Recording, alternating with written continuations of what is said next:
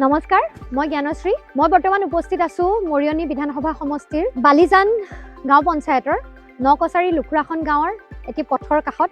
আপোনালোকে ৰাস্তাটো চাব পাৰে। এজন মানুহ কংগ্ৰেছ আৰু বিজেপি দুয়ো দলকে প্ৰতিনিধিত্ব কৰি 5 বাৰ মান এমএলএ হ'ল। ইমান দিনত আচলতে জীৱনৰ উন্নয়ন কৰবাৰ পৰা মানুহ কৰবালৈ গুচি যায়। ল'ৰা ছোৱালী জন্ম হয়, মেট্ৰিক হায়াৰ ছেকেণ্ডাৰী পাছ কৰি, ডিগ্ৰী পাছ কৰি, PhD কৰি চাকৰি পায়, কিবা হৈ যায়গে জীৱনৰ গতিপথ। এই ৰাস্তাটো তেখেতে ইমান দিনত বনাব পৰা নাই। আজিৰ দিনটোতো এয়া ৰাস্তাৰ অৱস্থা।